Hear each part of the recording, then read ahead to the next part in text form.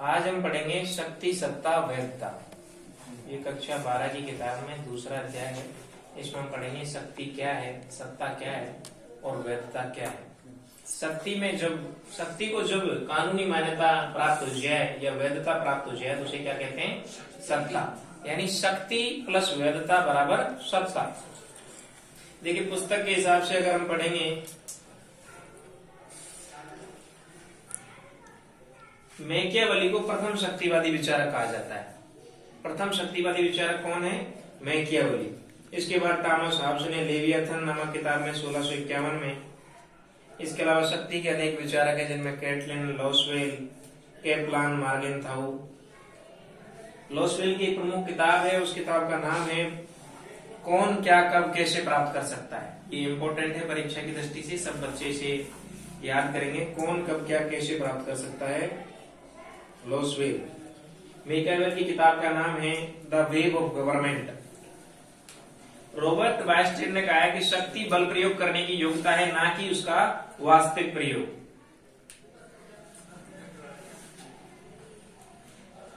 अब सबसे महत्वपूर्ण यह है कि शक्ति में और प्रभाव में क्या अंतर है।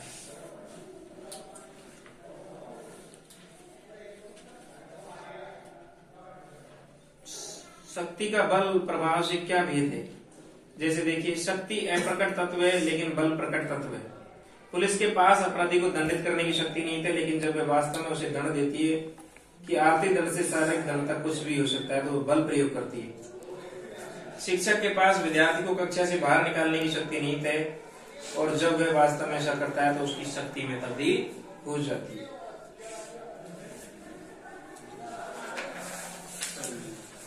शक्ति के अनेक रूप हैं, जैसे राजनीतिक शक्ति, आर्थिक शक्ति, विचारधारात्मक शक्ति।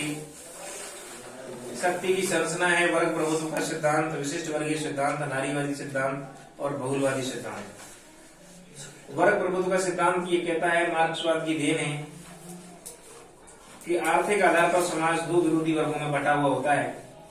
एक आर्थिक रूप से सक्षम वर्ग और एक आर्थिक रूप से दुर्बल वर्ग। विशिष्ट वर्गीय सिद्धांत के अनुसार दो तरह के वर्ग होते हैं, एक सामान्य वर्ग और एक विशिष्ट वर्ग। नारीवादी सिद्धांत तो पुरुष और नारी, पुरुषों की सत्ता होती है पितृसत्तात्मक समाज में, और एक बहुलवादी समाज है, शक्ति विभाजन का चौथा सिद्धांत है।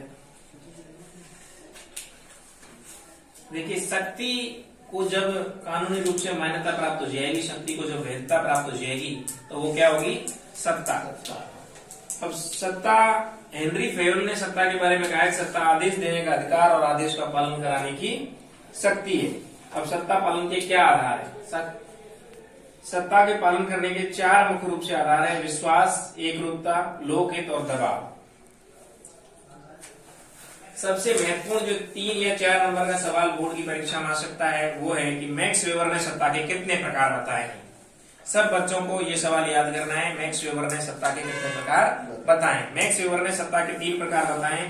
पहली सत्ता है परंपरागत सत्ता, दूसरी सत्ता है करिश्माई सत्ता और तीसरी सत्ता है कानूनी सत्ता। परंपरागत सत्ता, व्यक्ति को वंश परंपरा के आधार पर सत्ता प्रयोग का अधिकार मिलता है। करिश्माई सत्ता, जैसे कोई भी करिश्माई नेता या अभिनेता होता है। और कानूनी सत्ता, जैसे कोई भी जिलाधीश या तहसीलदार या जिला कलेक्टर, इस तरह की जो कानूनी रूप से पद प्राप्त करते हैं। इस प्रकार से सबसे महत्वपूर्ण है कि मैक्स वेबर ने सत्ता के कितने प्रकार बताए? 3 प्रकार बताए: परंपरागत सत्ता, करिश्माई सत्ता और कानूनी सत्ता। वैधता क्या होती है? वैधता का मतलब है कानूनी रूप से मान्यता प्राप्त होना। यानी कि यहाँ स्पष्ट है, वैधता का अर्थ है कानूनी रूप से मान्यता प्राप्त, यानी लीगल वैधता। और सत्ता वो है जब किसी भी शक्ति को कानूनी रूप से मान्यता प्राप्त हो जाती है तो उसे क्या कहते हैं, सत्ता। इसमें महत्वपूर्ण बिंदु याद रखने लायक है कि शक्ति राजनीतिक विज्ञान के केंद्रीय उदाहरण है। शक्ति के विविध रूप है: राजनीतिक शक्ति, आर्थिक शक्ति, विचारधारात्मक शक्ति। शक्ति की संरचना के 4 प्रमुख सिद्धांत हैं: वर्ग प्रभुत्व का सिद्धांत, विशिष्ट वर्गीय सिद्धांत, नारीवादी सिद्धांत, बहुलवादी सिद्धांत। और सत्ता के पालन के 4 आधार हैं: विश्वास, एकरूपता, लोकहित और दबाव। वैधता शक्ति और सत्ता के बीच की कड़ी है, यानी जब सत्ता को वैधता प्राप्त नहीं होगी तो वो शक्ति कहलाएगी, और जब शक्ति को वैधता प्राप्त हो जाएगी यानी कानूनी रूप से मान्यता प्राप्त हो जाएगी तो वो क्या कहलाएगी? सत्ता। मैक्स वेबर ने सत्ता के प्रमुख सवाल जो बनेगा बोर्ड परीक्षा की दृष्टि से वो है कि मैक्स वेबर ने सत्ता के कितने प्रकार बताएं। तो मैक्स वेबर ने सत्ता के 3 प्रकार बताएं। पहली करिश्माई परंपरागत सत्ता, दूसरी करिश्माई सत्ता और तीसरी कानूनी सत्ता। इस प्रकार से ये छोटा सा पाठ है, 2-4 नंबर के सवाल इस पाठ में से आएंगे। शक्ति, सत्ता, वैधता, सब बच्चों को इसे पढ़ना है।